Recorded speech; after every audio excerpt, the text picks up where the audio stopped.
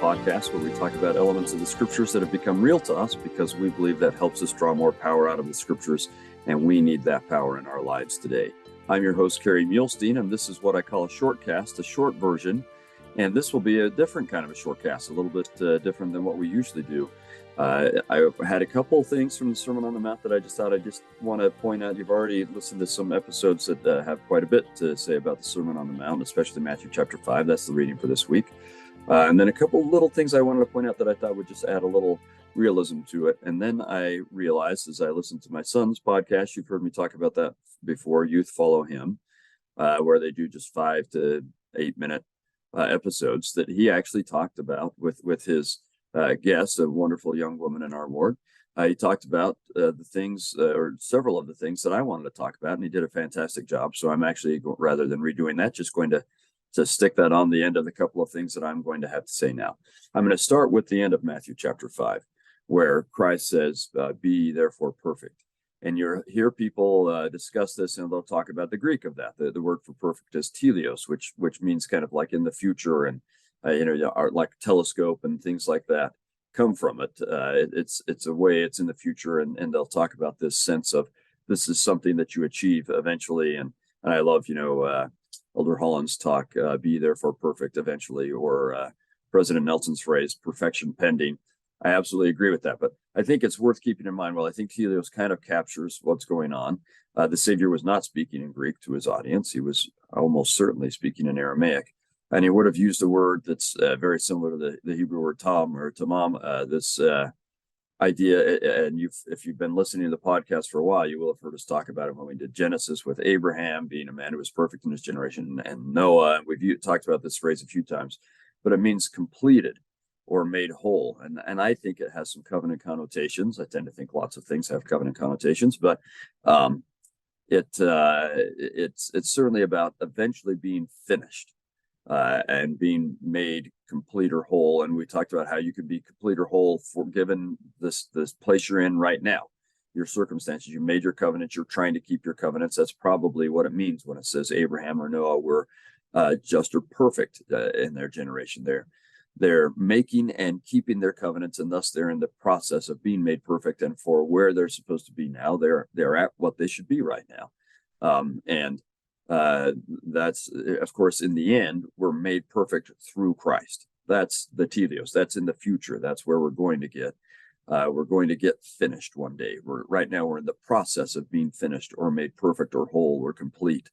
But we can be trying to make and keep our covenants, and thus we're right where we're supposed to be. We're on the covenant path is the idea, or at least crossing it as often as possible, to use J. Golden Kimball's, to kind of paraphrase a little bit of his phrase.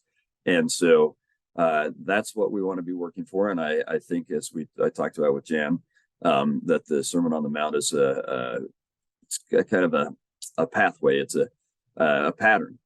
He lays out a pattern for how to continue spiraling towards him on the covenant path as we love God and love each other more and more and more. Then we're on the process of eventually being perfected or made whole or complete. So I thought that was one thing that was worth highlighting. Second, you'll hear the Savior a number of times in Matthew 5, but throughout the Sermon on the Mount, he'll say something like, "Ye have heard it said of old, thou shalt not kill, but I say unto you." You shouldn't even be angry. You shouldn't say raka, and so on. So this is the Savior engaging and then kind of being different in something that is common in his day. When you want to expand on something or talk about something, you'll say, so and so of old said this. Well, you'll say in the law it was said this, and he's usually quoting from the Torah when he says you've heard it said of old. Not always, but usually. So that's a typical thing. You'll say, okay, in the law it says this, and then you'll say, this person said this, and this other person said this, and this other person said this, and so we can understand them this way. But the Savior isn't relying on the other people. He goes straight from the law says this, and I say unto you.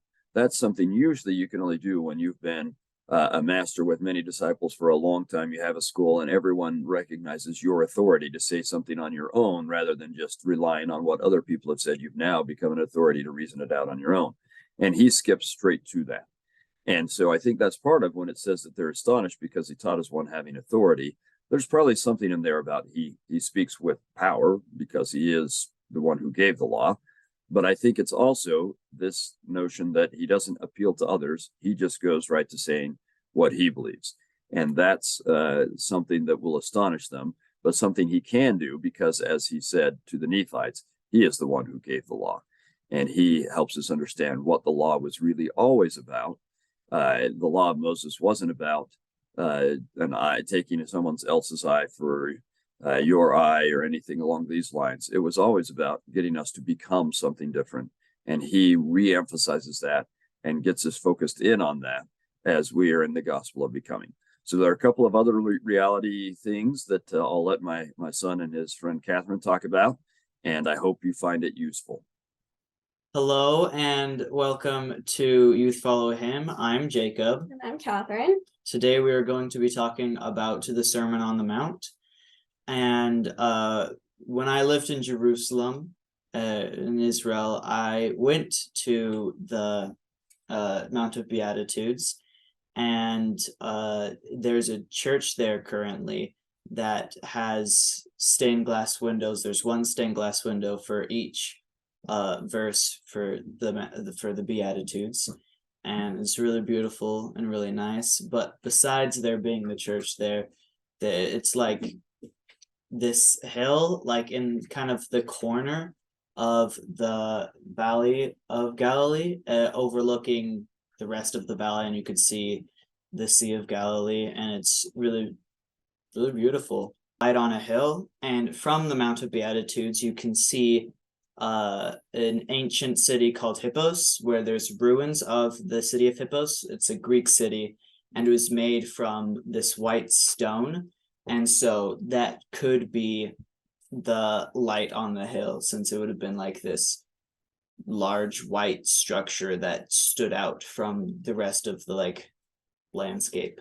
That's cool. So Catherine, what is your favorite part of the Sermon on the Mount? Well, I really like the part where the Savior's talking about how we are the salt of the earth, like his covenant people, which I think is really cool because salt is useless once it loses its savor, right? But it only loses its savor by being contaminated with other things. And so I think that we are the salt of the earth, but if we are unable to resist the temptations and all of the sins of the world, basically, and if we let that into us, then we are useless. We can't really share the gospel anymore. And so I just think that's really cool. It's a really cool analogy. What's your favorite part? I think my favorite is probably where it talks about if you have a bad eye or a bad hand, you need to cast that off. And I think it's talking about an analogy where if it's infected, then you need to back in their times, they didn't have a way to really get rid of infection well, and besides just removing it. Mm-hmm. So like a sin, there's no sin that's worth keeping, because if it's gambling or pornography, it will corrupt you, how an infection will slowly spread until it eventually kills you. Yeah. And I think that's a really cool analogy. That's a cool analogy. Yeah. So I, for one, am very grateful for the Sermon on the Mount, because it's this guide of how to live on earth and stay faithful and stay righteous and not be sinful. And it's really helpful.